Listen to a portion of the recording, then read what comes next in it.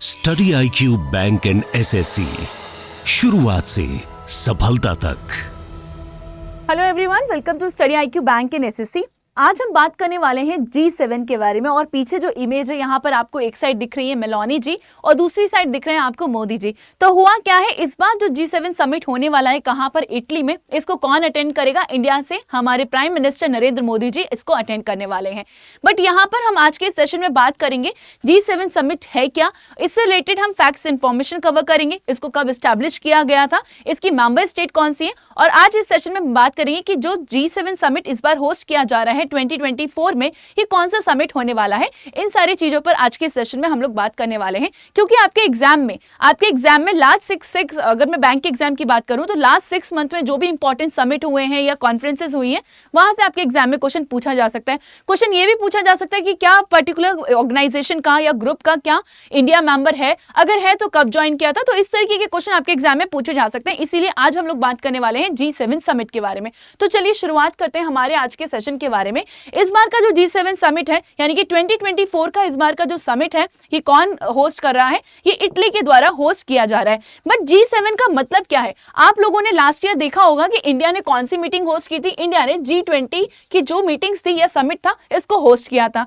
तो G जो ये है, ये किस लिए स्टैंड करता है? इसका मतलब होता है ग्रुप, इसका मतलब होता है ग्रुप। बट वहीं पर अगर हम ग्रुप 20 की बात करें, हमने क्या देखा था कि 19 कंट्रीज इसकी क्या है, मेंबर है, प्लस यहाँ पर एक आपको ऑर्गेनाइजेशन देखने को मिलेगी, और वो कौन सी थी? वो था यूरोपियन यूनियन। बट यहीं पर अगर हम बात करें G7 की, तो again G stands for group, और यहाँ पे जो 7 है, it stands for the member nation. ठीक है, तो इसके अंदर आपको देखने को मिलेंगे 7 इंपॉर्टेंट कंट्रीज, आपको यहाँ पर इसका पार्ट जो है वो देखने को मिलेंगी। ठीक है, तो इस बार की जो G7 समिट है वो कहाँ पर होस्ट की जा रही है? वो इटली में होस्ट की जा रही है। और कब होने वाली है? ये होने वाली है जून 13 और 15 तक, इसके लिए डेट डिसाइड की गई है। अपूलिया में आपको ये देखने को मिलेंगी। अब होता क्या है, ये जो समिट होते हैं, ठीक है, इनमें जब भी लीडर्स आते हैं, जो भी मेंबर स्टेट होती है, उन कंट्रीज के क्या होते हैं, यहाँ पर लीडर्स आकर इसको अटेंड करते हैं। बट यहाँ पर आप देखोगे कि यहाँ पे लिखा हुआ है कि यूरोपियन यूनियन भी इसको अटेंड करने वाला है। क्यों?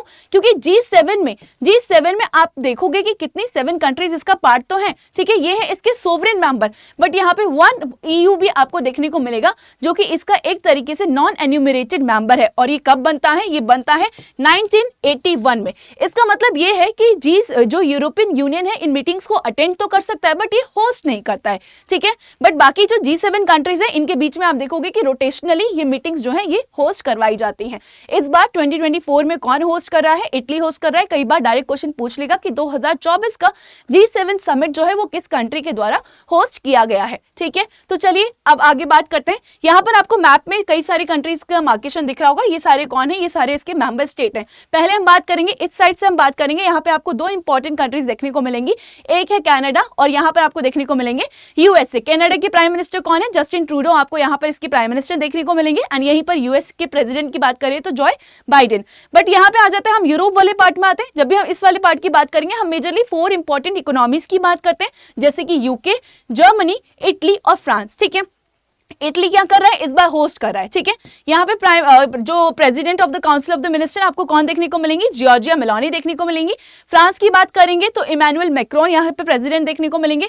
जर्मनी की बात करेंगे तो ओलेफ यहाँ पे, और यूके में आपको देखने को मिलेंगे अभी ऋषि सुनक। ठीक है, उसके बाद यहाँ पे हम बात करेंगे एक और कंट्री की। ये कौन हो गए? ये हो गए 2, यहाँ पे हो गए 4, और उसके बाद एक और, क्योंकि हमने देखा कि 7 कंट्रीज जो है वो क्या है, G7 का मेंबर है। ठीक है, तो एक और कंट्री कौन सी आ जाती है? वो आ जाती है जापान। तो यहाँ पे आपको प्राइम मिनिस्टर कौन मिलेंगे? फूमियो किशिदा आपको यहाँ पर प्राइम मिनिस्टर मिलेंगे। बट जैसे कि मैंने आपको बताया, एक और है जो कि क्या है, नॉन एन्यूमरेटेड मेंबर है, और वो कौन है? EU। ठीक है, EU भी यहाँ पर आपको देखने को मिलेगा। ठीक है, तो ये आपने देख लिया जो कि क्या है, यहाँ पे मेंबर स्टेट है किसके? G7 यानी कि ग्रुप ऑफ 7 के।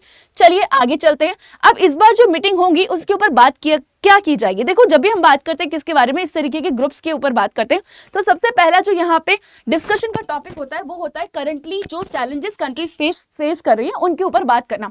फॉर एग्जाम्पल अभी क्या चल रहा है? अभी क्लाइमेट चेंज चल रहा है, तो यहाँ पे इस टॉपिक के ऊपर बात की जाएगी। दूसरा, यहाँ पे जो ऑनगोइंग सिचुएशन है किसकी? मिडल ईस्ट की, उसको भी यहाँ पे क्या किया जाएगा? डिस्कस किया जाएगा। उसके बाद रशिया और यूक्रेन वॉर के बारे में यहाँ पे डिस्कशन किया जाएगा। और अमंग द नेशन जो माइग्रेशन देखने को मिलता है, यहाँ पर उस टॉपिक को भी क्या किया जाएगा?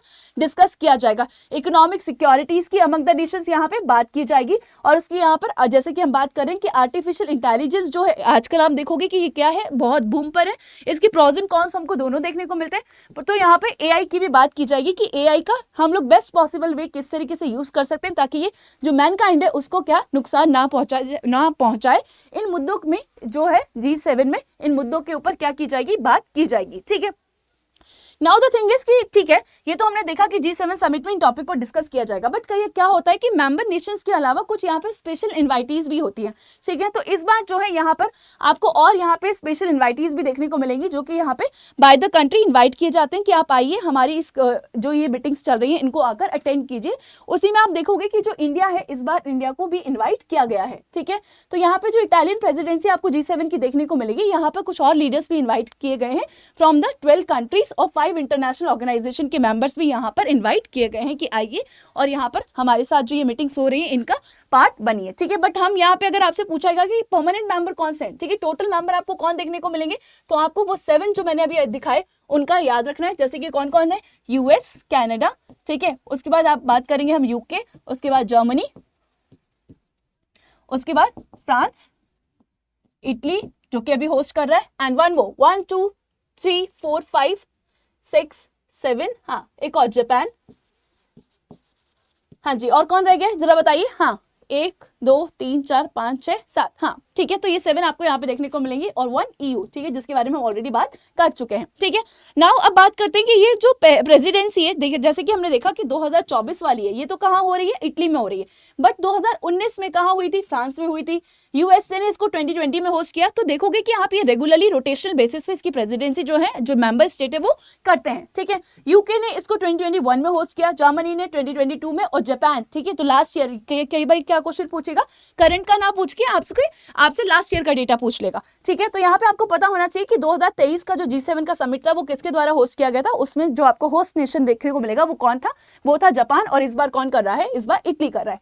ठीक है, चलिए बात करते हैं, कुछ फैक्ट्स देख लेते हैं कि ये जो ऑर्गेनाइजेशन है, ये जो ग्रुप ऑफ 7 है, इसको बनाया कब गया था, तो इसको 1975 में क्या किया गया था, एक फॉर्म किया गया था। बट द थिंग इज, ठीक है, 1975 में फॉर्म किया गया, अभी क्या चल रहा है, 2024 चल रहा है, तो कौन सा होने वाला है, 50th आपको यहाँ पर देखने को मिलेगा। तो क्वेश्चन यहाँ से पूछ लेगा 50th तक, क्या पता एग्जाम में क्वेश्चन पूछ ले। ठीक है, ओके, ऑलराइट, तो यहाँ पे जैसे कि हमने बात की कि क्या है, यहाँ पे G7 कंट्रीज देखने को मिलेगी, ये सारी यहाँ पे G7 कंट्रीज जो कि मैंने आपको ऑलरेडी बताया यहाँ पे लिखी हुई है, बट इंडिया और चाइना इसका मेंबर नहीं है। कई बार आपको कंफ्यूज करने के लिए क्या होता है, स्टेटमेंट में क्वेश्चन दे देता है।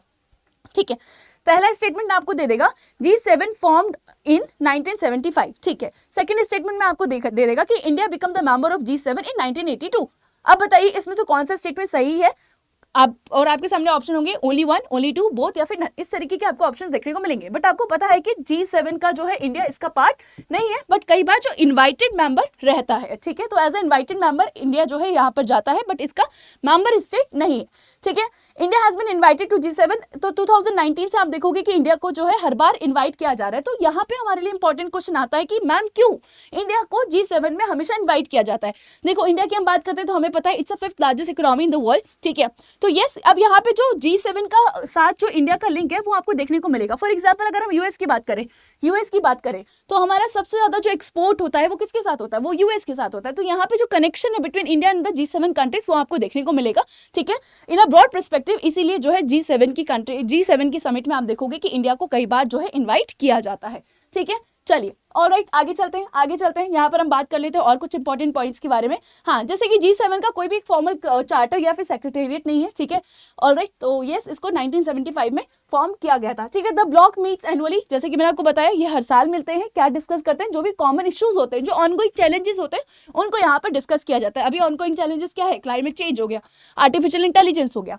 ठीक है, चलिए ओके, यहाँ पे हम बात कर लेते हैं। ठीक है, यहाँ पे हम बात कर लेते हैं the presidency which rotates among the member countries each year is in charge. Okay, ठीक है, तो यहाँ पे हम ऑलरेडी ये डिस्कस कर चुके हैं और इस बार जो है इन एरियाज को यहाँ पे डिस्कस किया जाएगा।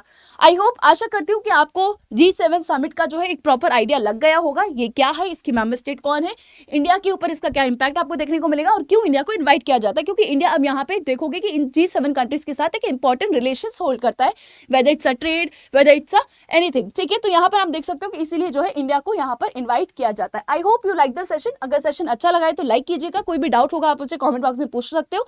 आपके बैंक और SSC के एग्जाम में कई बार डायरेक्ट क्वेश्चन ही पूछे जाते हैं।